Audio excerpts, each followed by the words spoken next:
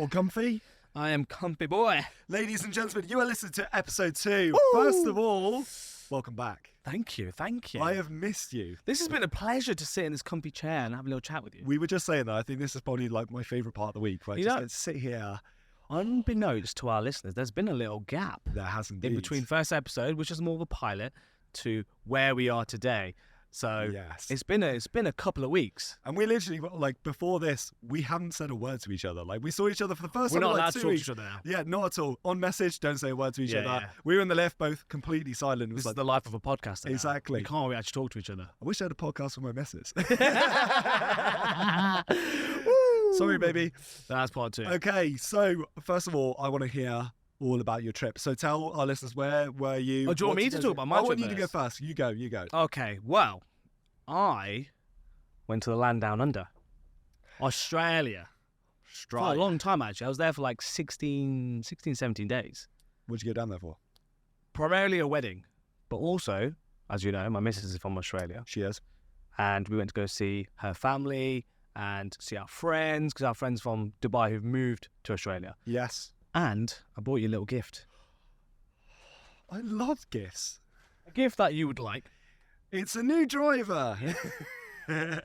Anti-shank driver. Now, actually, way back when, considering golf, actually, this is actually conveniently talks about golf. Okay. We went to golf, and you pulled out a drink, which you called an old Schlemmy, Schlemdog. which is a hard seltzer. It is. So you got me onto this. It's a quite refreshing drink. Now, in Australia, it seems like they drink that in abundance, and they have their own brands.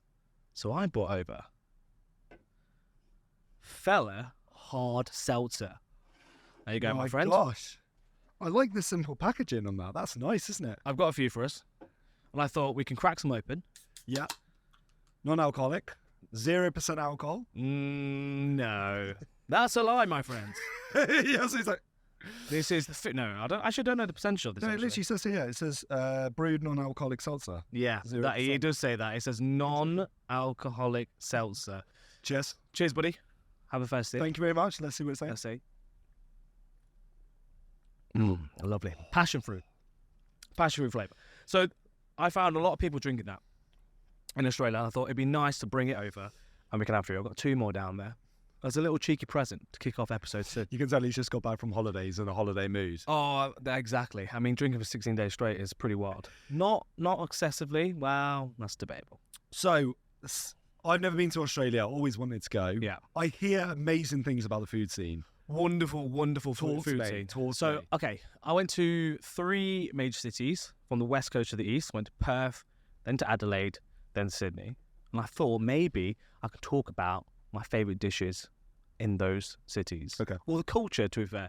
Now, landing in Perth, day 1, we didn't do too much because it's a big old flight. Yeah. We went to this lovely oyster bar.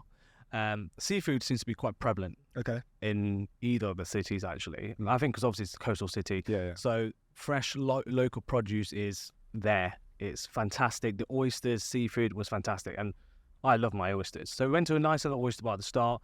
They do different varieties of oysters. So you have your normal vinaigrettes and whatnot. Then they did like a Thai fusion one. There was like a cheese one. Nice little starter, wine, plenty of wine. Yeah. Australia, the home of wine. I say the house. So that was a little starter into it. So I was getting my feet in there, and I this is quite nice. Yeah. But so we went to a place called Margaret River. Okay. Now Margaret River is like 3 hours south of from Perth, and it's basically their wine region. So do you know many wine regions?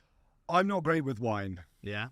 What? As in I like wine. Oh, okay. I don't know anything about You mean it. doesn't agree with you? No. I've been on like wine tours and they've tried to explain it to me. Still red and white, rosé. I love my wine. I love my wine. Okay. Right? I like I like drinking my wine. I know some sort of nuances on the wine, how to taste it correctly. But I leave that to my missus. I'm the foodie. She's the drinker. Oh, I'm sorry. The second episode with no better halves. Exactly. We don't have girlfriends now. Cheers to that. Oh, let me drink that. Pause in that. This is delicious. It is delicious. No, so went to Margaret River, which is very much a wine region, 3 hours south.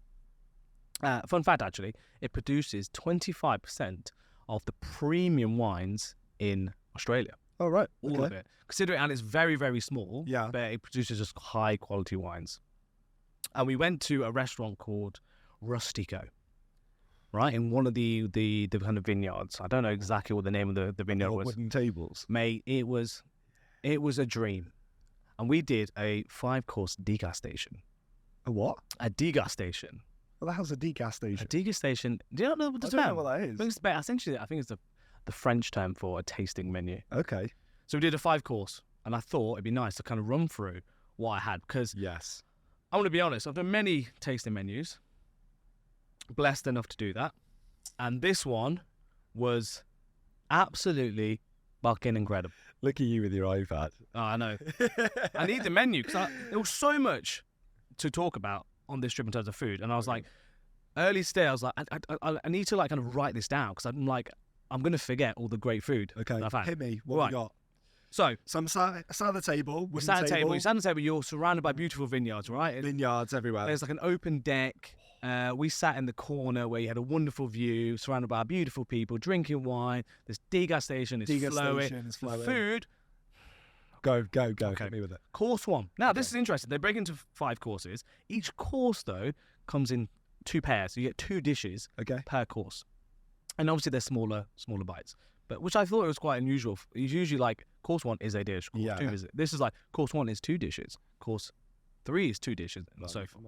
Right, I'm gonna go through them. You tell me how you feel about this. Course 1, duck liver parfait Yes. on like a nice little bit of ciabatta. Second to that, churros. Right, not the sweet churros. This is a savoury churro. So it's whipped goat ricotta, fig, hazelnut, in a churro. And I can see your face thinking, not for You know me. what? My first thoughts are independently both perfect. Yeah. Do I want a pate? No, you're getting it wrong. Duck liver parfait. It's honestly- Is parfait pate? Yeah, pate. Yeah. Yeah. Essentially, I think, don't check Yeah. me. That is 1 dish. Right? Okay, so I eat that, I finish it, and then they bring No, me they the... bring, yeah. But they bring them together, 2 dishes. See, I'd be trying one and trying the other straight after that. That's the Yeah, because they're only bite size. So that the so duck you liver just, parfait, you just bang. you bang it in. Okay, fine. So delicious, Shut up, fantastic. And then they got the, yeah, exactly. Can you just listen? Jesus, blabbering. Not on your Instagram now. The churros separately. So it's in a churros, but inside, obviously, like a sweet. Instead of having like a chocolate dip to go with the churro, or sprinkled in like cinnamon and sugar. Inside, it's actually this beautiful whipped ricotta, goat's ricotta cheese, essentially. nice. Beautifully presented, lovely 2 little starters. Yeah. All right? Fantastic. Course 2, Western rock lobster profiterole. Rock lobster. Right, yeah. I can't even say it. Western rock lobster profiterole with pickled onion. Okay. Grilled, and then that's 1. The second dish, grilled tiger prawn with tomato and caper butter, Ooh. crispy sage. Yeah. Crispy sage. Where's the crispy sage out in Dubai? I love crispy sage. I know. I don't think I've ever had crispy sage. Bro, it's fan fucking. I like tastic. regular sage. Crispy sage sounds even No, better. mate. It's, honestly, this is not just for the pod. It is incredible. Now, course number 3 was the one. Go on. Roast Timber Hill. I don't know what that means. Pork belly with carrot and a PX jus. Oh. Absolutely phenomenal. Yeah. Like just the portion size, where just because obviously pork belly is quite fatty. It is. Obviously. Yeah. But you got to make sure that crackling is just sizzling. It's nice and hard, crunchy, unreal. I'd say honestly one of the best meals I had. What, in the whole of your trip? That 1-0 thing, fantastic. Course 4, barbecue lamb Yes. with a paella arancini. Course 5 was a kind of a cheesecake and a cheese board, essentially. Nice. So all in all, I'd say one of the best tasting menus I've ever had. Yeah. How much do you think that would have cost In Dubai? in Dubai? All of that. I'm talking lobster. we're talking- 10,000 dirhams. Yeah. How much? I reckon what, a 5-course tasting menu. Money, you've got places like Trace in the Studio. When they first opened, it was like, what, 500-600 dirhams for 10-course tasting menu? I can't remember. This I reckon, yeah. $79 Aussie, which is about 190 dirhams. What? I'm telling you, and it's one of the best tasting menus I've ever had in my life. And I've done a few. Thankfully, I've done a few, and it was incredible. Service was incredible. The food was just unreal. So the food scene in Oz, is it more fine dining? No. tasting menus? It's Is the there a big opposite. street food scene? Is there like... I think it's the opposite. I think it's more local restaurants in Australia. Ah. And I think maybe, obviously cities vary. What I found was the ones I've thoroughly enjoyed, and there's a lot of them, are just the kind of small one-owner restaurants, one branch, for example. They're not obviously you have the high-end, especially when you go to Sydney, you do have the high-end in the CBD, which is their central business district. CBD. Let's go. Yeah, exactly. Yeah, is you can get all the Michelin star, the finest restaurants you can, but all the fantastic restaurants I went to were just kind of these one-off, one-owner restaurants, great little bars, which would be like a hybrid of a really nice, quirky bar with beautiful food. That's the thing. So I find that. I mean, and Margaret River was. I miss that. fantastic You for know, when you're walking down the street and you just see a restaurant, bar, people are sat outside, they're having a bite to eat, they're having a couple drinks, like sitting out in the sunshine. I just miss that so much. Oh, so good. Can someone just I've always thought, Blue Waters? Yeah. Blue Waters? Yeah. Man's deep in the iPad zone. No, I just actually realising this is not updated. The actual thing is not updated. Don't worry about it. I've got it all up here. We can pause for a second, and then the edit, we're back. Okay. Pause. We're back. So, when I thought, when we had Blue Waters originally, because I think JB asked that the question, when I saw Blue Waters, I was like, okay, people are talking about there could be a casino on there and gambling. I was like, why don't they make all of Blue Waters just bars, just a bar, like a strip of bars? Like, imagine, when you... What kind of bar? All bars. Oh, please, there's some else. No, like not those kind of bars, but like all bars. But like when you finish brunch, you're like, oh, where should we go? We'll go here. You go to like one particular venue, you might go to like blah blah, or you can tell I don't go out very much. Yeah. But like, imagine if you could go to Blue Waters and that whole area was just bars, people sitting outside, having some food, having some drinks. Like, I still think Dubai needs that. We've got a few venues, but we haven't got like imagine like an area with a load of bars. Yeah, I agree with that. I think it's just the logistics of that and the practicality and the cost associated with that. These places like Blue Waters are prime real estate. So you can only get people or businesses who are going to put big money into it. It's not going to be like a one-person local owner who's going to go there and like, I'm going to make this really lovely bar with great food. You're just not going to get that because it costs so much money. People can correct me if I'm wrong. Blue Waters, retail retail space is astronomical, and I think that's the kind of not the issue with Dubai is because anything new has to be built, and I think built has to be rented out because the investors want their money back. Whereas, say in the UK, some of these builders have been there for like generations. Yeah, that's a good point. You can get that space. Oh, we're going to rent that space. That obviously costs still money, but the infrastructure's already been built there. The footfall's already been defined. The building's already been made. Okay, I want that space in Clapham, for example. I want to make a nice little bar there. Great, it's done. Here it's like, where do I go? Well, I can only go in the high footfall areas. Where the high footfall areas? Downtown. How much is that going to cost me to? It's just that. Bajillion million. Yeah, exactly. Billion. And that's why you probably see some of the more single owner restaurants going to places where JLT was a bit more affordable, International City was a bit more affordable. Maybe there's places in Al Quoz where you can get more money, more bang for your buck. I think that's kind of just, in my mind, top line reasons why what you just said there, why doesn't Blue Waters just do that, is because I think they can have a vision to do that, but who is going to spend millions? This is my issue, is like, you've got an area like Blue Water, I agree, prime real estate probably going to cost a fortune to be there. Yeah. It's empty. Yeah. They've got so many like empty lots there. And I know eventually it'll get busier, but just accept it. Be like, you know what? We're going to drop the rates. We're going to let people flood into the area, make it a destination so that people are actively traveling there. Yeah. And then once it's got really high demand, then put the rates back up again. Yeah, exactly. And maybe just weed out all the crap. Yeah. But at the moment, like, I'd rather be full of bars, random like home-started bars and restaurants, rather than for sure just empty. You know what I mean? Yeah. No, I think that makes sense. If they, I don't know who they is. If they kind of had this Dubai Holding. Yeah, I did know who it was. If they actually supported it, to be fair, and say, look, we're going to support kind of like local business owners to come here, and they don't have to like fit out restaurants. It could be just a bit more of a makeshift kind of space where, okay, come in, and a bit, I know we'll talk about celebrity market, stuff like this later. Then I think that could work. Anyway, you kind of interrupted my Australian journey. Okay, so down under. Let's go. Actually, I think because I kind of missed it. Anyway, kind of, for the people listening, we had a technical difficulty halfway through. I also, in Perth, had a chicken palm. Oh, So chicken Biddy special. Biddy special. So chicken palm, I think the Australians have taken that one. I think it's an Australian dish. It comes from Italian. I actually did some research on it earlier because I was like, why do Australians associate chicken palm to their culture? As in, like, it's a recipe for them. So I think originally, American Italian immigrants, 1950s, I think, had the chicken palm, and also at the same time, Australia with Italian immigrants had the chicken palm as well. So I think there's a debate, there's a fight. Listeners, you can tell us either or who owns the rights to the chicken palm. I think Biddy Bondi's. Honestly, I'm so gutted that Biddy Bondi's closed down. Like, how that place went out of business. For the chicken palm. I can tell you why it went out of business. That place was absolutely fucking wild. It was so good, though. Like, what was it? 120 dirhams for 4 drinks and a meal, which was obviously going to be a chicken palm. And then you do a second thing, you get a second strip of drinks and another chicken palm. By the end, like, literally, you spend all day there. You do 3 chicken palms. I should know it was Saturday back then. Mate, can you imagine? Biddy's Saturday was just the best place in Dubai. Biddy's, wherever you are right now, please open another branch. I'll give you free coverage for life. Honestly, I love that place so much. With my chicken palm, I had a Guinness. Ooh. Now, you don't really find Guinness a lot in Australia. I don't think it travels that well.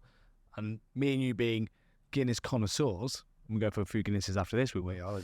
That was my first introduction to Guinness in Australia. It was nice. I sent you a picture, actually. You did? I did, upside down. Right. It was okay. It was okay. Yeah, for our listeners, Taz sent me a photo. He said, I'm having a Guinness in Australia. I was like, let's see it. And there's a picture of Taz drinking a Guinness, but it was upside down. Comedy gold. Comedy gold. Okay, then we flew to Adelaide. Yeah. I was there for a wedding. My friend made me a gruzu. Very nice of him. Beautiful wedding in the hills of Adelaide. Fantastic. So where we stayed at initially was more on the coastal side of Adelaide. That's where the bride lived. Yeah. And we stayed in this hotel called the Largs Pier Hotel. Okay. It's kind of you can think of like those seaside pubs which are hotels. Do you know what I mean? Like in the UK, you probably haven't been in Devon. I live in Devon. I'm trying to think of a seaside pub hotel. I know which one you mean. Yeah, like that kind of like by the coast. Small, like boutique little hotel. Yeah, hotel. Like bed and breakfast type of thing. Yes. Family owned. Yeah. Exactly. So that's where we stayed. And you just don't think of, okay, the food's going to be incredible. Yeah. But my God, it was. Again, with the shenanigans of Australia, just pulling out dishes after dishes, I had kangaroo. Ooh. I'm in Australia. Go on, hop to it. I'm hop to it. Tell me how it is. How's them seltzers go? Non-alcoholic ones. Honestly, so obviously she came around. The menu looked great. Yeah. Pub food, pub classics. Yeah. Right? Love it. That's my bread and butter. Pub food is like Yeah. homely, hearty, flavorful. So right? my mind is just racing, trying to think of kangaroo puns. I'm saying like this. Sorry, carry on. Kangaroo facts. And she said, the kangaroo is one of our kind of popular dishes. So it's not just a gimmick. Yeah. It's actually, they take it quite seriously. Now, I've actually kind of got the menu here in terms of what it is. So char grilled kangaroo fillet, burnt onion puree, and sticky root vegetables on this juniper berry jus. Right? So it's kind of like how we would serve like a lamb or a veal. Yeah. Very classical. Yeah. With a dark jus. Yeah, exactly. So you get that really umami. What is it? Is it like a gamey flavour? Yes. Is it chewy? Is it quite bouncy? No, or? so it's not as gamey as I thought it would be. Oh, hey! Just leading me into these.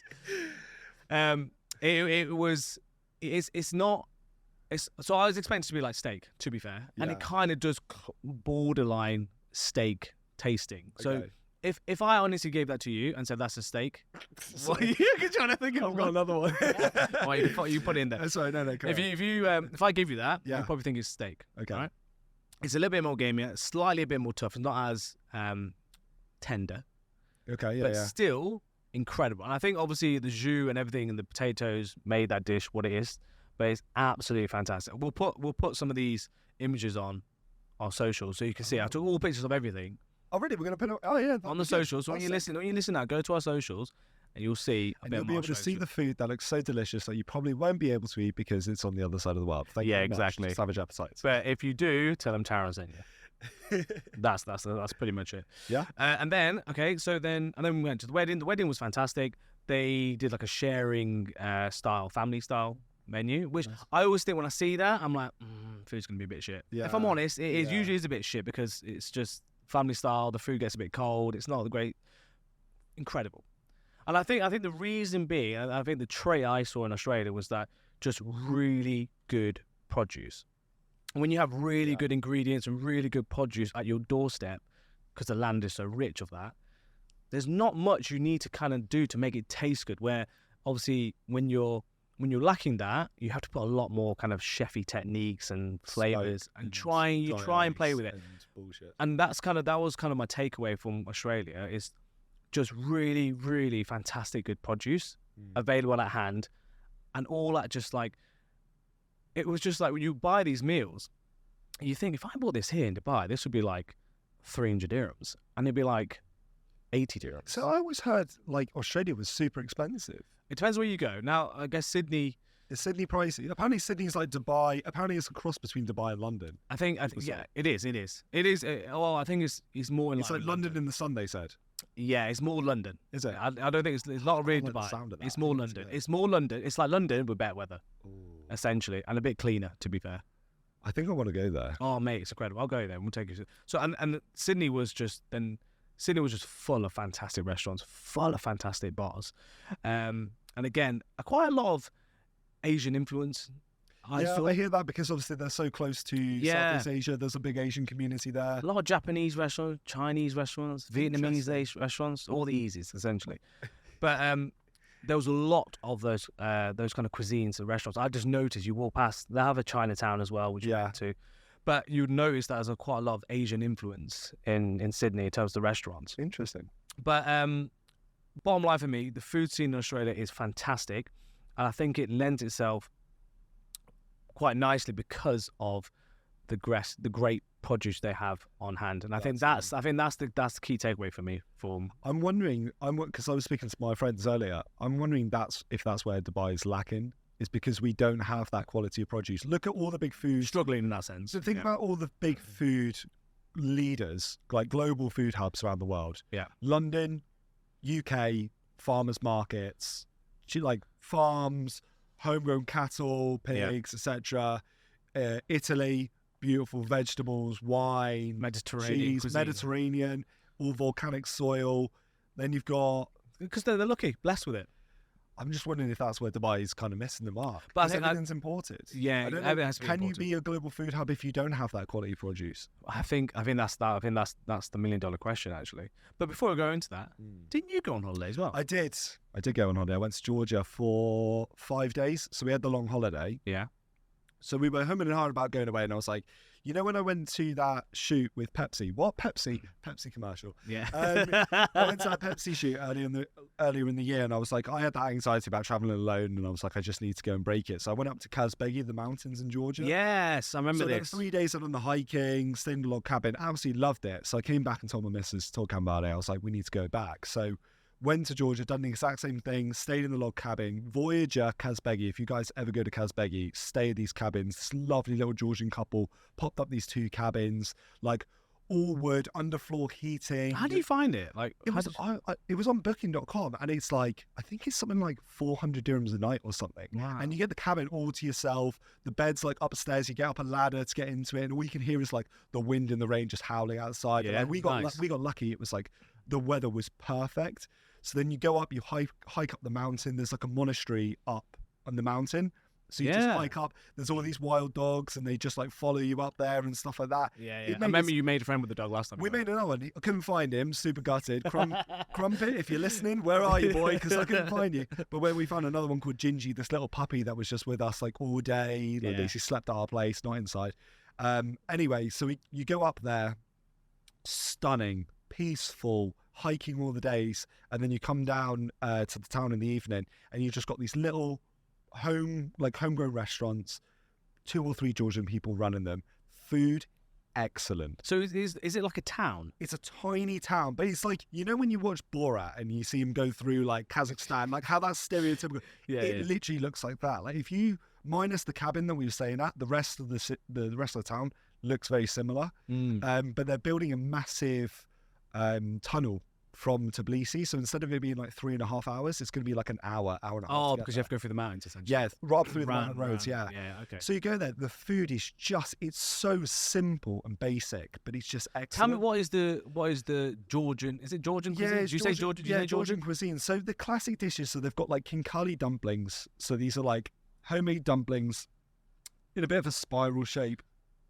And inside you've got hot soup. Yeah. So dumplings, in my mind, obviously go straight to East Asia, but then also I know dumplings is quite prevalent in Eastern European cuisine. Pierogies in Poland. Yeah, exactly. I actually want to do a series. What is the best dumpling around the world? That's quite interesting, like how every culture has a dumpling. Yeah, that is odd. You got Chinese wontons, Japanese gyozas, Polish pierogies, momos from Nepal. Nepal, yeah. Georgian kinkali, like, Which is I think it's when you've got flour and you got water. It's like a natural progression, isn't it? Yeah. Well, I mean, there's always that age-old debate about who invented like pasta/noodles. Was it the Chinese or was it the Italians? Well, if you ask my friend Reza from Iran, everything's Iranian. It's the first culture. And anyway, so we go in there. The dishes that they have the kinkali soup dumplings, normally filled with beef or pork and soup. You've got lobio, which is like kidney beans in a clay pot, so they bring it out bubbling in the clay pot. I'm feeling They've got pork and chicken barbecue. They're big on their like just barbecued meat. Yeah. And bread. Like, what, the barbecue, is it seasoned? Salt and pepper, no, or is it like? I tell you a story. We were up in Godauri. We were skiing a couple of years ago, and we were like, "Oh, what should we order?" And the woman was like, "The pork barbecue is really, really good." And everyone was like, "No, we're not going to have it at the top of the mountain." I was like, "I'll try it." Yeah. We look over, and our husband has got a bin bag, full of pork, and he's just pulling the pork out of the bin bag and just chucking it on the barbecue. Very nice. Everyone's like, "You're going to die." Like, there was no food hygiene at all. Came over, everyone's like, giving me that look. Your boy just grabs it, eats it. Best pork barbecue I've ever had in my life. Really? Like super crispy, salty, but then like succulent and tender in the middle. Like how they do it. And it's normally served with like raw onions, so you've got like that acidity and bitterness. Like it. And then they also do dishes where they put like potatoes and garlic in there and herbs and wine. Like Georgians invented wine apparently. Yeah, I was gonna say that's their claim. I think there is. Yeah, they're like one of the oldest cultures, but the food's just simple, honest, like home cooking. The only thing I will say, and this is, I think, applies to a lot of food culture around the world, not much variety. Like if you go into Georgia, you're only having Georgian food. Yeah, of course. Like we walked past one Thai restaurant that was like packed, but you don't see a lot of like, you don't see like an Italian, a steakhouse, this. It's all Georgian food. Exactly. Well, I guess that going to that type of place, it's like a major capital where you have the abundance of different food. If you're going to Georgia for that, I think you want to experience the culture of it. Yeah, the thing I have a bit of a concern with, and I had this when we visited Italy, is like, I love Italian food. Fantastic. 2 weeks in Italy, just eating pizza and pasta. You're done. You want to come back, you want to have some Iranian food, you want to have some Thai food. Yeah. And I think that's a privilege. That's the one thing that I think Dubai definitely has, is Dubai has such a diverse culture. So many different people from around the world bringing their food and their cuisines with them. Yeah. So does that mean, going full circle now, is Dubai a global food hub? Does it have the opportunity because where it's strategically positioned? Actually, I don't think that even makes any difference really. But I think it does. But when you think about New York or London or I don't know, San Francisco or any of these kind of major cities, they are going to have an abundance of different cuisines. Yeah. And I think because they're quite large enough, they have even pockets within the cities that focus on, say, a Chinatown, or there being more of an Arab influence on one side or Turkish influence. They have those, and then kind of the I don't know what, the neighborhoods are quite prevalent in that kind of culture, and then you have the restaurants will pop up in that. Yeah. So I think, whereas Dubai, I think the real reason is, if I'm thinking about it now, is Dubai is young. It's just young. It's only, I don't know, how old, 40, 50 years old, 54 years old. And I think whereas all the rest of these cities, they've been there for generations. And loads of people have emigrated to these cities and they've built their own little pocket of culture. And the food is so important to culture in itself that it obviously is just going to, thrive. Where I think Dubai at the moment, it's still very young. And I think the turning point now, even for me, actually, even I've been here for over a decade now, the food culture since when I arrived to what it is now has massively changed. Back then, it was Yeah. very much so the kind of glitz and glam, the kind of tall buildings, supercars, and the fine dining restaurants, and you have the bit of the rest of the stuff. Now, You think it's changed much? I think so, yeah. I think there's more opportunity where there's more of a variety of restaurants that you can go to. See, my issue with Dubai is I don't have many issues with Dubai. Can I just say this before You're I about start? to get deported, boy. Yeah, exactly. I think Dubai has got a very, very diverse food scene. Like you've got Indian, Pakistani, you've got Iranian, you've got Turkish, you've got Chinese. You got anything you could possibly want in Dubai, and that is really its strong point. The quality of produce, obviously everything's imported, so there's a limited amount of what you can do with it. And it is a very new country. And I was speaking with Reza before I came here, and he said the exact same thing. He's like, look, the country's only 50 years old. The rest of these cities have been around for hundreds of years.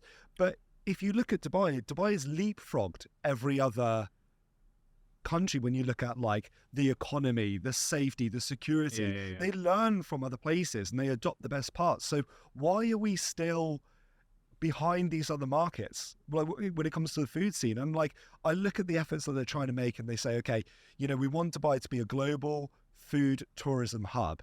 Yeah. And the way we're going to do that is bring Michelin Guide here. And I'm like, Right.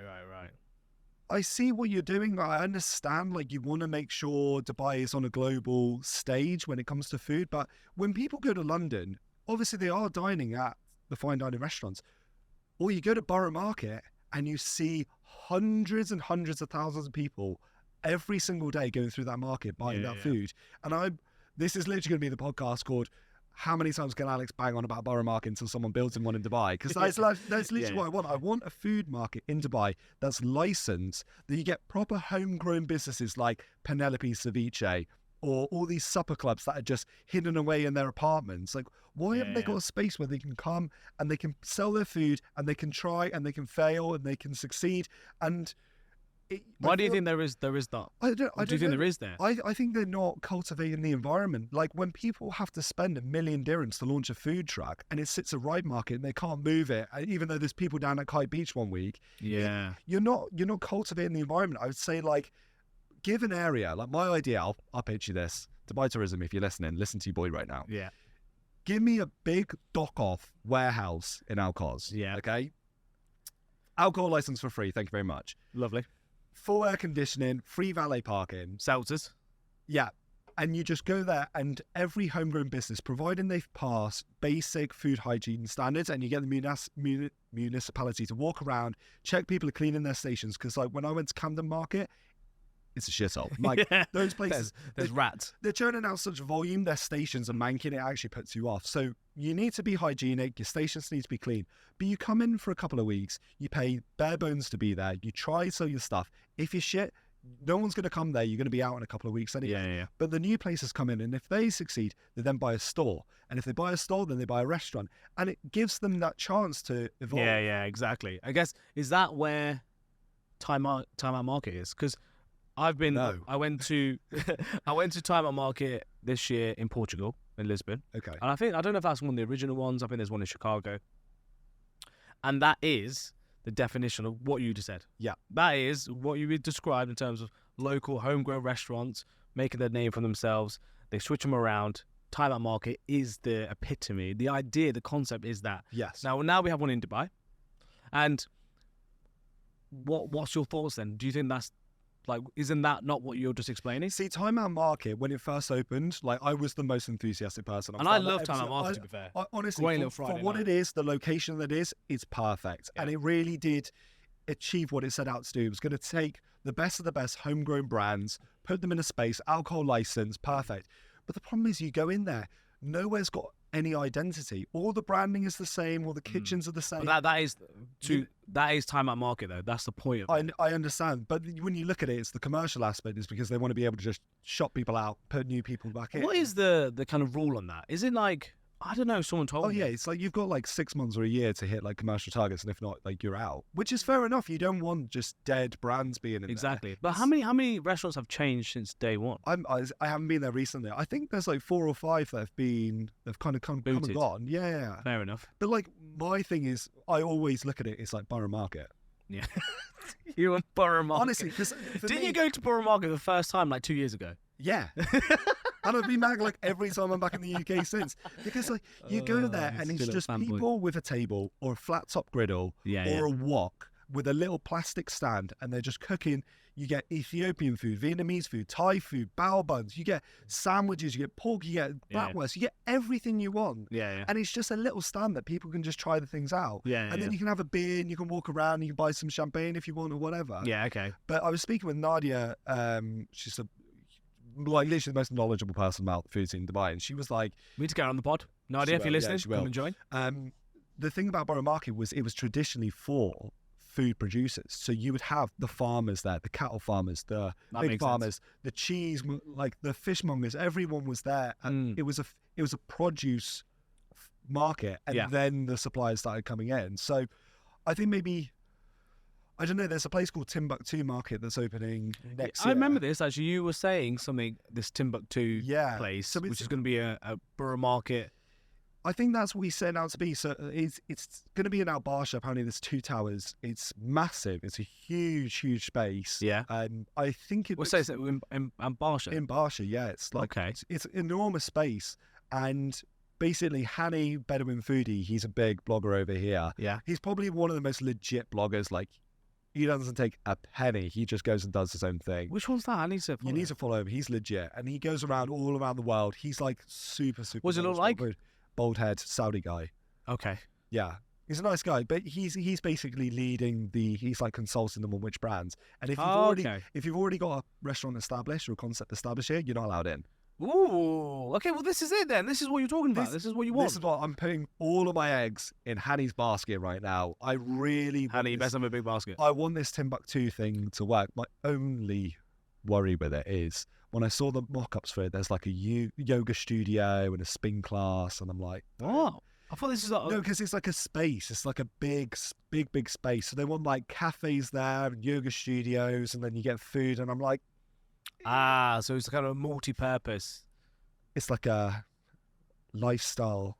Community. I don't know. Well, you're not gonna get the kind of food. You're not gonna get like a pork knuckle shoulder sandwich from that place. That's my worry. But like, I guess that's not the purpose of it. Yeah, I think if Hani's in charge of it and he's leading the charge on the brands, it's going to be legit. It will be our closest to Borough Market we can get. Yeah. But do you love Borough Market? I do indeed. If there's a yoga studio and all this other stuff, I think it's just gonna make it Dubai pretentious. And that maybe. Well, yeah, it's hard to say until it launches. When is that launching? I think it's next year. Next year or I don't think it's 2025. I think it's next year.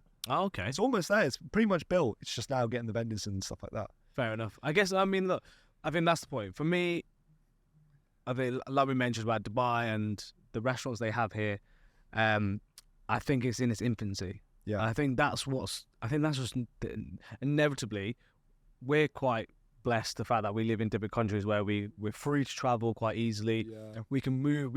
I can fly to New York tomorrow and hit the food markets there if I really wanted to, because we're blessed to travel that way freely. I think Dubai right now is obviously strategically in a good position. Yeah. In terms of the economy and what Dubai is, and I do agree with you that I think the food scene.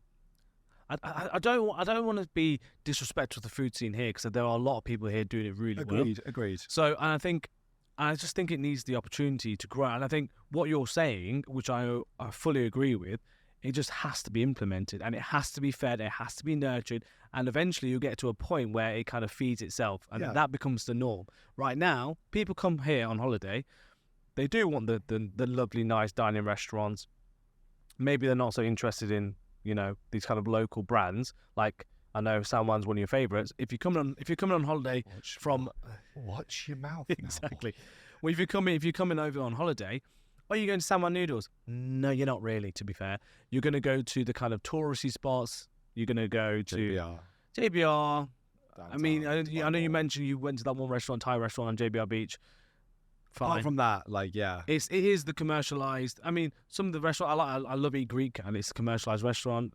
It is what it is. Do you know what I mean? It's not truly Greek food, but it's nice in terms of what it is. But I think right now, Dubai strategically positions itself as a tourist destination. because of the way it's located, and then it feeds that economy. Yeah, the place that I really have hope for, and I was speaking to one of my clients earlier, like Global Village. Okay, like when was the last time you went to Global Village? I actually went March this year. So, I say this year. Well, I don't know when this game released. this year. Oh yeah, it might have been end of season. 2024.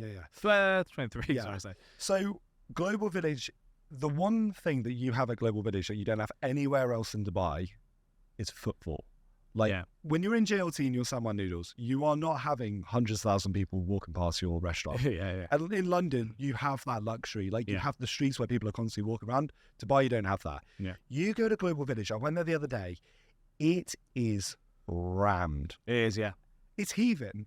And Proper all of the food stores are completely packed out. Yeah. I was speaking with one guy. Apparently, they're making like 9 million dirhams in a 6-month season. What? A restaurant? Yeah. What restaurant? Doing what? I can't say which restaurant, but like selling food, like cuisine, one restaurant. No, like one restaurant, not a kiosk.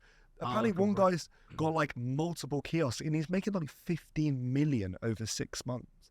What? Because the footfall is just constant. I know it's great. I always find it weird. They would come out with these facts like, you know, Global Village is the most popular destination in Dubai for tourists. They have fucking billion people go there. And I've always thought, no, that's a lie. Well, no way. Who's going to Global Village? But evidently, a lot of people. Yeah, everyone. Because you go on a Saturday and Sunday, you're like, of course it's going to be heaving. You go on a Monday or a Tuesday, it's still heaving. That place is like a people whirlpool. It just sucks everyone in. I've seen you had a few stories there. Yeah.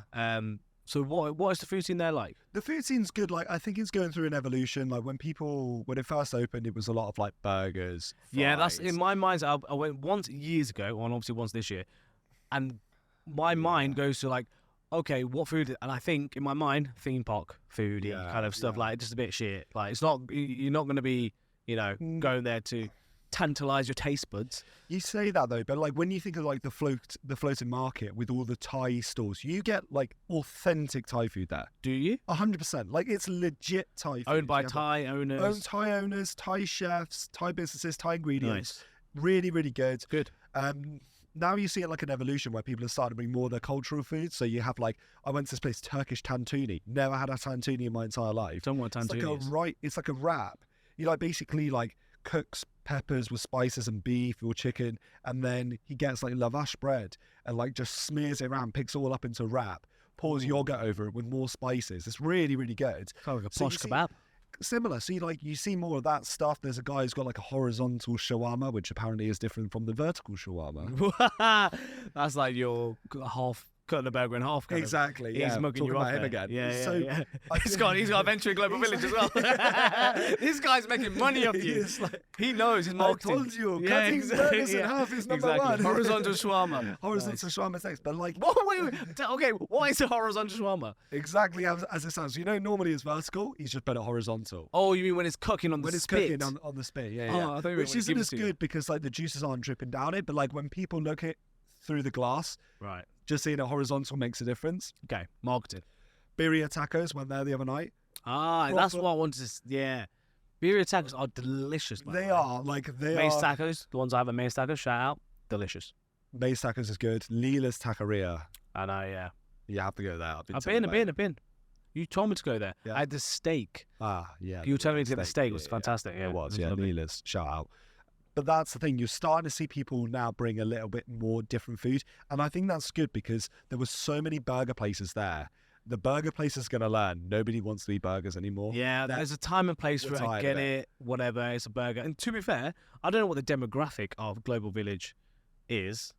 And I think burgers is probably not... 0 to 100. Yeah, true. But I'm saying, are burgers the one for that culture?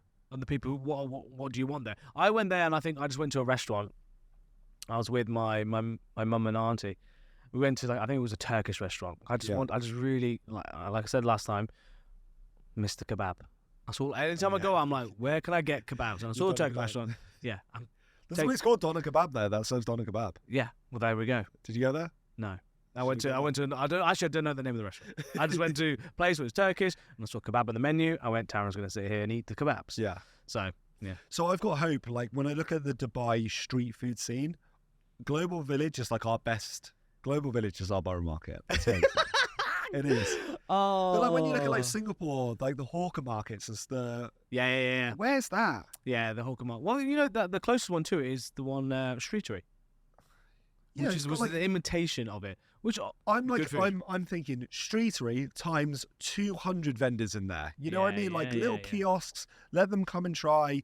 Yeah. Alcohol licensing, because let's face it, we live in 2023 now. Dubai, everyone's drinking. Just give everyone alcohol licenses. I Like, think, to be fair, I think that is becoming the norm now. To be I'm fair. glad. I actually don't think it's less. It used to be back in the day a bit more of Yeah. a touchy subject. Now it's it's kind of a norm now. I'd say. It's like I think about. When But on that point, actually, go on. I thought. So the Point. You ever go to the Point? Oh, well, the graveyard. Yeah. So I thought you would just naturally think, okay, well, you got this great space view, End of the palm. end of the palm, nice, okay, fine. All the restaurants downstairs were unlicensed, fine. All the top restaurants at the top were licensed. Mm. If you said back then, and I understand why they did it back then, because my mindset when that got launched, I was like, that's going to be the place, because you've got you're on the palm. People love going for tourists. Going on the palm. Yeah. Because back then you didn't really have anywhere to go to palm, bar going to like Atlantis. Yeah. There was no really. I know that Club Vista Mare opened. There's as no well. like destination on the There palm, was no, was yeah, there? exactly. Yeah. So, and you get perfect views of Atlantis, and you get to sit there, have dinner, whatever it may be. You go for a few bevs, and I thought, and my mindset was that though. My mindset was like, give an alcohol license, people will come. People didn't Not really come. upstairs. You got to look at like footfall. You walk into the Point, you look left, you look right, you see people sat on the terraces, you're going to go there. You're not going to go, oh, what's that up on the second level tucked away behind the railing? Oh, well, let me go upstairs and venture up there. Oh, they serve alcohol there. People are lazy. Like, you've just got, why they need just alcohol license all of it? Yeah. But the thing is, I don't know if alcohol. Would have saved that place. Yeah. I don't know why it failed. I don't like think you said. alcohol says any place. To be fair, I think our culture, though, us Yeah. being British, we like to have a drink with our food. No, I disagree. Like, when you look at like the Thais, like Thai food, they drink beer like Chang beer. Oh, good thing about Australia, they have their BYOB. You can actually bring your own booze to restaurants. Yeah. That's a normal thing in Australia, and something I don't more know, I prevalent in feel Thai about restaurants. that. Mate, it's so good. So So you just bring like a bag of booze and just start. yeah. So the cracking last open? night we left, the night before we left, I went to 3 Thai restaurants actually this trip. Last one was we wanted to go to. My missus like, we have to go to this place. She went there years ago. She loves it. And she's like, BYOB. The first time I heard that kind of terminology is actually the first time I went to Australia, which was like 6-7 years ago. Yeah. And I was like, what's BYOB? The bar, obviously, where you go to your mate's house. You bring your booze. But I think you do that for restaurants. So some of the restaurants, they charge you like a corkage fee, like $2, for example. Bottle of wine, $2. For the most part, because which the reason I like about it is because these restaurants are not like, sit down, here's the menu, sir. What would you like? A glass of... It's just like, really, it's all about the food. It's all about the great food. So they're like, come along, here's the food menu. You want to bring your own booze? Bring it along. Have a good time. I just feel, I don't know why I feel weird about that. Because you don't have it in the UK. But why wouldn't they just sell booze? They're missing out on like... They don't care about the booze. Their prerogative is about the food. Why do I need to waste buying money on... sorry, I covered your face there. Why do I need to buy cases of different types of wines, different types of beers, to sell it? spirits? Yeah, but when it's not your prerogative. It's like, we make great Thai... In this restaurant, we make great Thai food, right? There's a bottle, they call it a bottle, which is next door. You go in there, I'll have 6 IPAs, which IPA is massive in Australia as well. You don't really have that much lager. It's all IPA. Hazy IPAs, fantastic. You go there, or buy a bottle of white wine. You come in, they give you a paper bag, you sit down, they put it in the fridge for you, and they will serve it for you as well. Do you reckon the restaurants have got like a stake in those? No, places? because these barlows are just like businesses on their own. I think that what the barlows do, they probably position themselves Next to restaurants. yeah. Which are, and it's, I hear you. The first time I heard that, I was like, that's weird. Like, why would you do that? That's a bit weird to bring your own alcohol to a restaurant. But it works. The thing And you get to choose exactly what you want. And it's for much cheaper. the thing that I'm like my initial reactions are those. And when you think about restaurants in the UK, is the majority of their margin, their profit they make is on alcohol. Yeah, fair. And it's like Especially here as well. if you take a restaurant like Asian Street by Thai, JLT, excellent Thai food, super authentic. If Tip was serving beer and like whatever, she's serving alcohol there. Yeah. They'd be able to make so much more money just off the alcohol that perhaps she would be able to have a second location or a bigger space or, improve her delivery packaging and whatever. Like they've just got so much more disposable income. When you take that away from restaurants in Dubai, you handcuff them. There's only a limit that they can do. Yeah, I know. I kind of teeter on that because one part of me is like, okay, yeah, it's a good revenue stream. It's good for the consumer. They can enjoy a glass of wine or have a beer with it. Other side of me is like, I don't think all restaurants need alcohol to be I don't like good place. If you look at sometimes I quite like going to a restaurant and not knowing. The devil is tempting. Like, I know what you mean. I'm going there. I'm having a lovely meal, whatever meal, like the Penelope's ceviche place, right?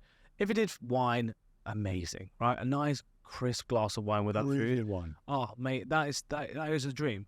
But the fact I go there and I don't drink, I don't really need to drink. I don't have the incentive drink. I just focus on I'm having a lovely, great meal, and then I go home and drive responsibly. Whereas then, once you bring alcohol into play, I'm saying it's not bad or good or whatever it may be. I think it's just more of a like, I'll have a little glass of wine with it. Is that good? I don't know. Is that good for the business? Who am I to say? Yeah, I see what you mean. I think if I look at it from an outside perspective, I think what the government's probably doing is being like, okay, let's see who will pay for an alcohol license first. And once we've literally, like, everyone's paid for the alcohol license and we're not going to get any more money, okay, now we'll just let everyone have one. It's like giving away free stands at an exhibition. Not that I used to do that. On that note, I'm going to open another one of these fellas. Yeah, go on. Are you enjoying it? Yeah. So they come in multiple flavours. It's nicer than a Schlemmy, and I didn't think I would say that. Thank you very much. Really?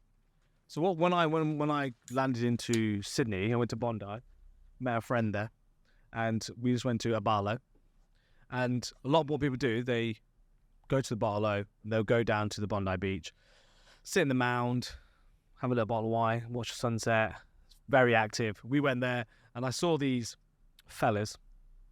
I think it is an Australian brand, and it comes in loads of different flavours. So we just bought like a 10-pack multi-pack of just different flavours, and we just sat there, caught up, drinking these. Less heavy than beer. Honestly, if you guys are listening and you've never had a seltzer, you leave whatever you're doing right now. Your wife's going into labour. Leave her there. She'll be fine. Exactly. You go down to an A&E or an MMI. You get your alcohol license and you buy a pack of Mike's Hard. Do they have many seltzers here now? Because it's a new thing. Yeah, they've got a couple of types, but they sell out like instantly. I've been going to my A&E, and they sell out like instant. As soon as they come into stock, they're gone. Yeah. They're so refreshing, actually. On a golf especially course. on golf. Oh, on a golf course. You know when you're drinking when you're drinking beer and it's all gassy, lethargic. And it's hot, and it's long. And it goes warm. Yeah, and the it's person who has warm beer is Polton, obviously. And like, when you have a Schlemmy, and especially if you have them cold, you can have them on ice, so they stay colder for longer. It makes you play better golf, let's face it. Well, I mean, in your mind it does. In my mind it does. When I'm playing with it, it definitely doesn't. It's the opposite, my friend. Shank. But they are the very best drinks. It is nice. I actually enjoy them, so I think I'm going to go on to them. And low calories. Yeah, and that's what about 80 odd calories. All right. Should we move on? For my little drinks break.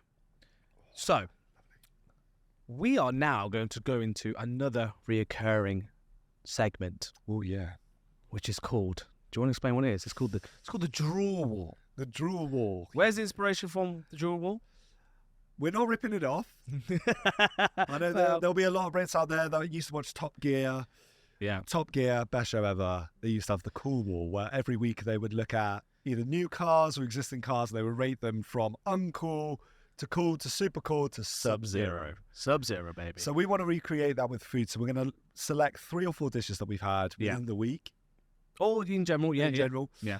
And then we're going to put them on this cool wall. DROOL WALL. DROOL WALL, yeah. Exactly there. And then I guess the tiers, we'll kind of categorize them, is so the lowest tier, which we've called large mid. Yeah.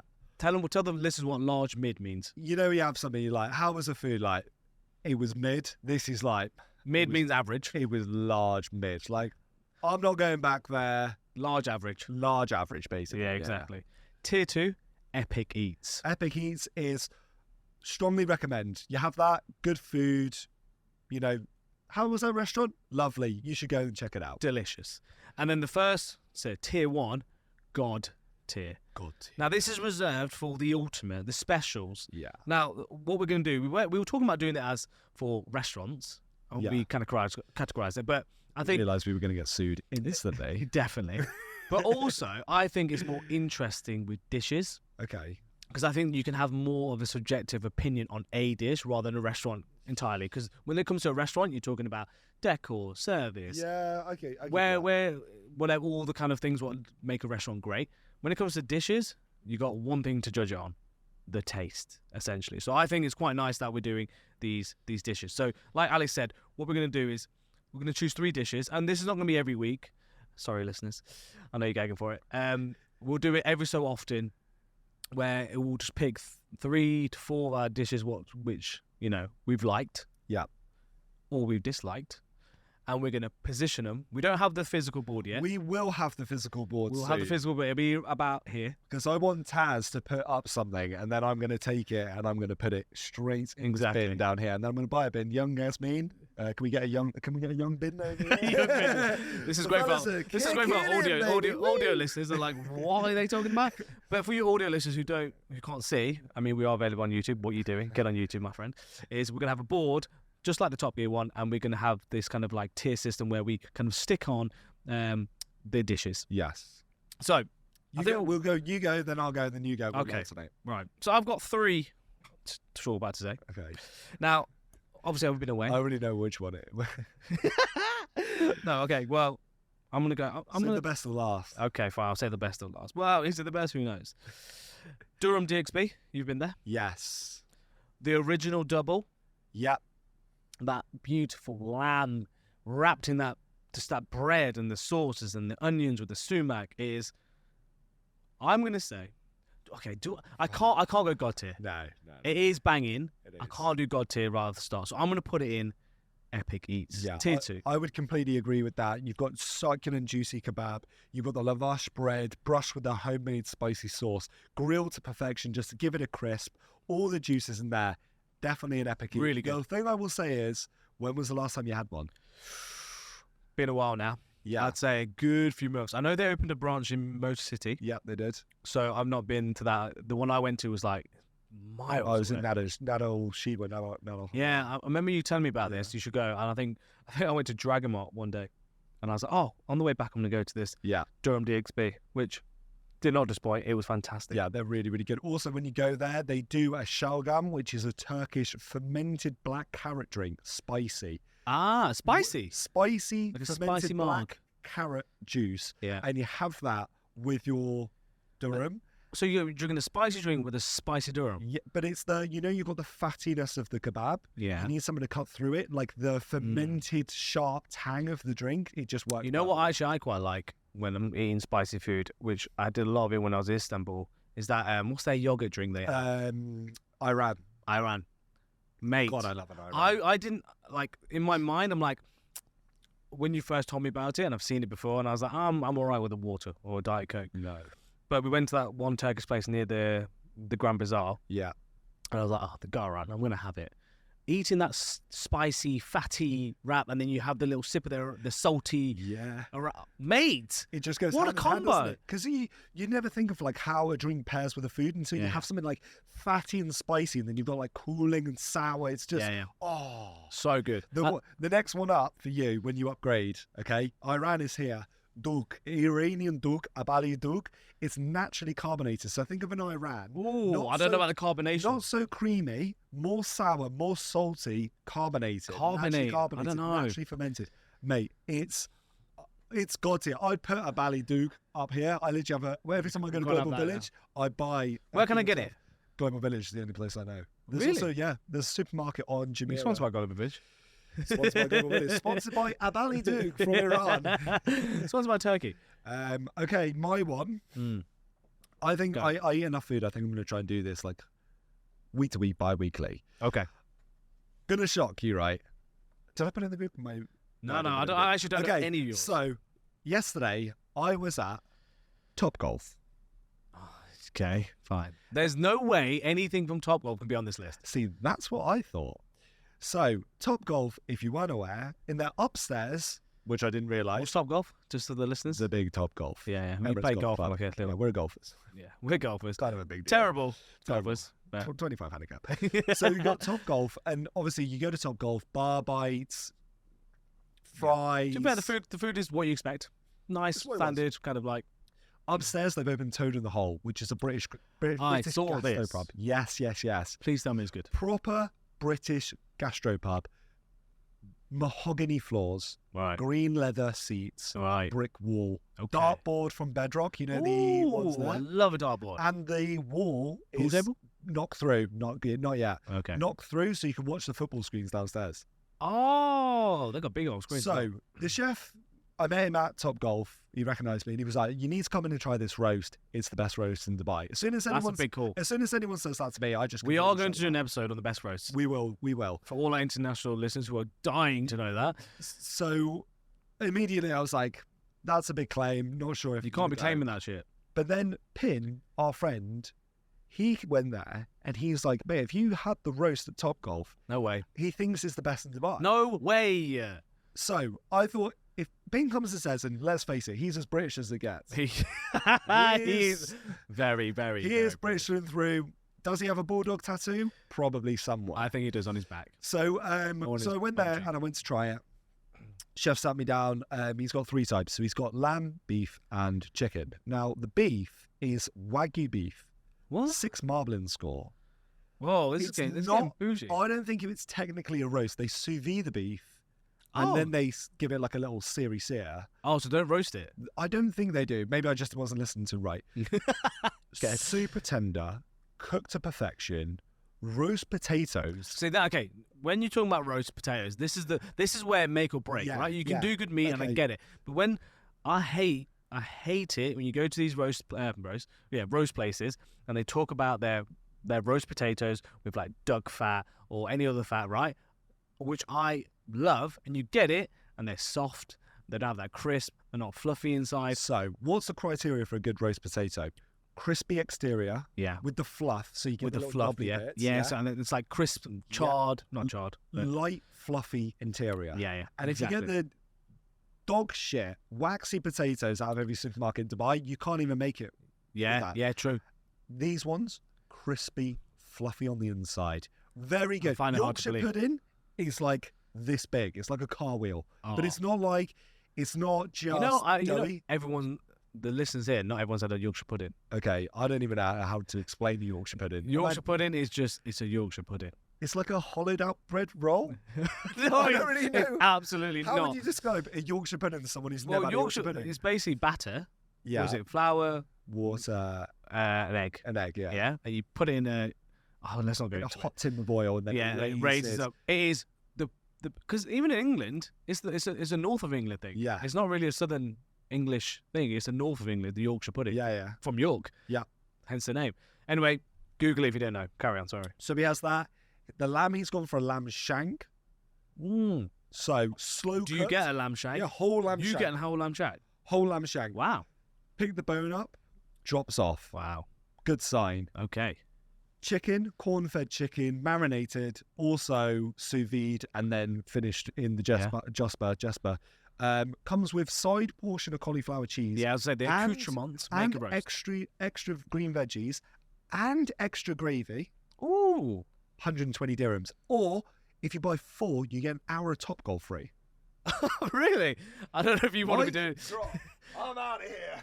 Alex has gone to his booking at What more Topgolf. do you need? What more do you need? That's than that? wild. And you, but then okay, fine. You're saying what these things are, and you're saying it is one of the best roasts you've had. See, if the roast thing wasn't so contentious, I'd be putting it close to Epic Eats. I know it's going to just wind a lot of people up. Sorry, God's Ear. I'm going to put it in It's nowhere Epic Eats. near going to God's I'm Ear. going to put it on Epic Eats until you lot go and try it, and then you tag us, take a photo of it, tag me, tag us, Savage.Appetites, and say, we rate it this out of 10. So okay? just remind me, it's either God tier, tier 1, Epic Eats tier 2, or large mid Large tier mid. 2. Just let us, and we'll let you decide. Actually, How are we doing on time? We're all right. Okay. good. You go and speed it up a bit because I feel like my we're getting time. carried away.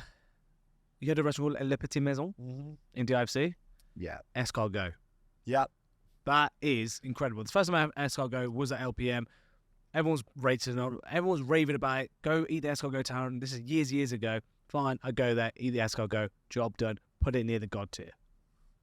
Put it near the god tier. There's nothing better than garlicky butter, parsley.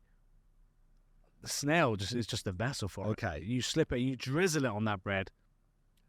I'm going to put this. Has anyone ever been like, oh my God, I'm craving escargot right now? That's because Oh my God, that escargot is so... Because they're uncouth. Because they're this bloody big, mate. Yeah. It's like having a chicken tender 1 centimetre Best big. things Like- come in small packages. That's what you've always told me.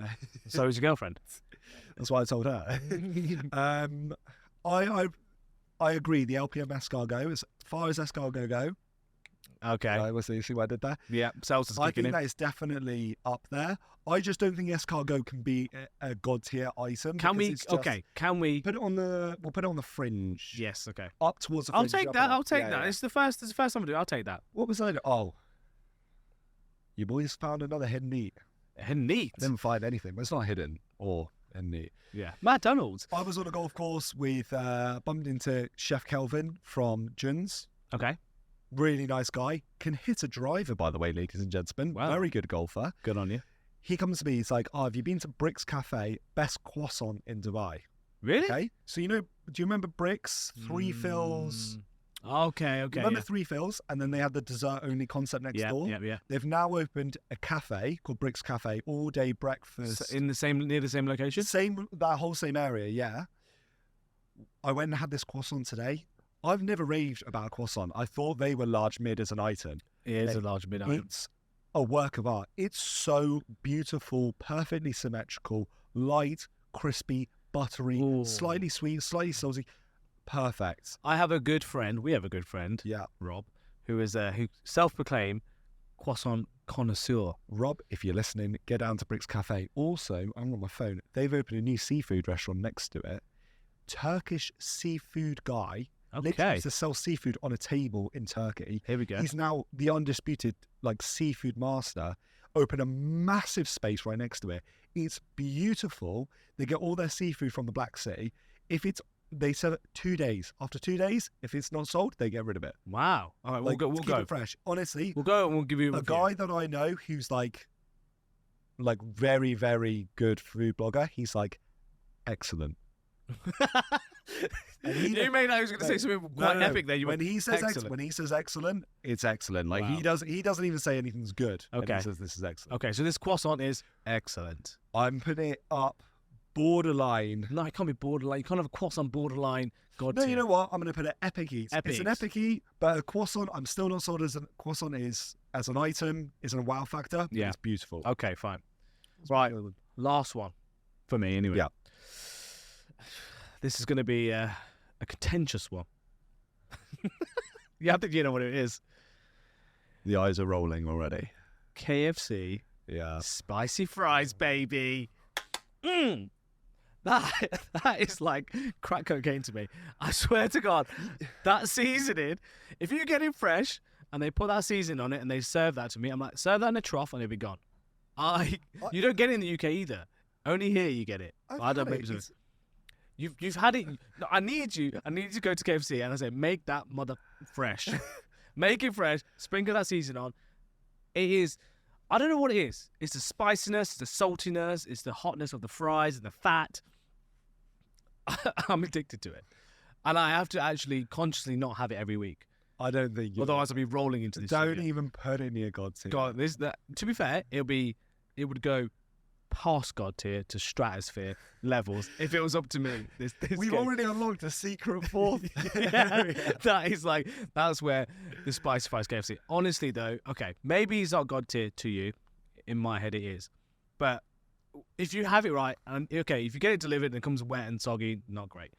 But if you have But it if by fresh, some miracle, Colonel Sanders himself is smiling down on you and gives you a fresh hot set of... Exactly. If you're like me, who are partial to a KFC at 11 a.m., when no one's watching, I will do it.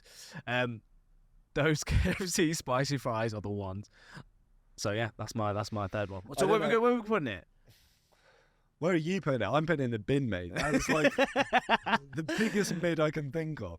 Oh, we can't go large mid. Okay, we'll go Epic Eats, and then we'll let. You're on the border at the moment between large mid and Epic Eats. And I'm going to go and taste them again. I'll give them one more chance. And if No, they you have to don't go with me because I have to give the approval. Mr. Taran, you're back again. Yeah, here we go, sir. The usual. Yeah, here's the usual. 3 buckets of spicy fries. Thank you, Can sir. I have a bucket? What? Of chicken? No, Yeah. and spicy fries. Yeah. So sure. have you had bomb bird yet?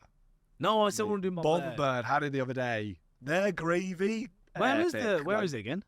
They've now opened in JLT.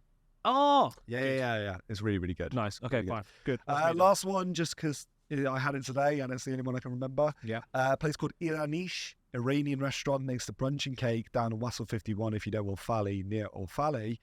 Love it. Iranian restaurant, beautiful, authentic Iranian. They do a lamb neck, slow cooked with caramelized onion and garlic. Lamb neck. Lamb neck, smoked, finished in the Jasper, just to get a bit of crisp in there. So you've got fatty, rich lamb neck with the sweet caramelized onions and garlic. Yeah. Melts off the bone, served with Iranian rice. Done. I can't. I'm not trying it, so it's hard for me to kind of fault you. I've had quite a bit of Iranian food. Like a lot of the foodies I hang around with, they're all Iranian. Yeah. It's Iranian very is good. quite prevalent cuisine here. Mate, everyone's Iranian. Do you know, like, everyone's Iranian? According to your friends. Yeah. No, everyone is actually Iranian. Fair enough. Okay. Iranian food is class. This dish, the lamb neck from Iranish restaurant, I'm putting it solidly on Epic Eats. I think we need a fourth. I think we need a section in between Epic Eats and God Tier because I want to put it there. Oh. Because God Tier is like God Tier is like one Sub-Zero. We need cool or like super cool. 'Cause I Maybe- feel maybe- like everything's going to go in Epic Okay. Eats. What we'll do? Okay. Tell you what then. Next time we do this, I'll put it to the fans. we could put it to the What fans. should we have? All 3 listeners of you. Yeah. Mum and dad. Yeah. My mum and dad, my brother, and our girlfriends. What do you think our Okay, so we've got the last tier then. Let's say let's make this a 4-tier thing. Yeah. Last one is large mid, I'm which happy is with like meh. Now Epic Eats. Epic Eats. Yeah. And then you're saying one between Epic Eats and God tier. Yeah. One between Epic Eats and God Tier, which is like really good. Like really, really down, good. okay. Because that would be up there. So we need one. Someone's got to come up with a name for it. Yeah. If Drop it on the social. What do you think it should be called? we get a free T-shirt with pick your name. And Tell's going to make some T-shirts for us. I will make some merch for us. Anyway, look, guys, I think that kind of concedes. Yes. Is that the right word? Of episode 2. I want to hear from you. Do you think Dubai is a global food hub? If not, why? If so, why? Drop it on our social. We'll put a little poll, maybe. Yeah, Put a we poll. could. We could. We actually want to know, what does Dubai need to do to become a global food hub? And who do we need to have on as a guest who I could ask and say, I want a bloody borough market? Dubai Tourism, get on the podcast right now. I want a borough market. That's Tara and Alex. We are Savage Eats. Savage Eats? I said Savage the Eats. wrong Mate, place. that's our section. Yeah. We are savage.appetites on all the socials. Please follow us. Support your boys. And we're back to you for episode 3. Here we go in the new year. Woo! Merry Christmas. Merry Christmas, Let's go. boy.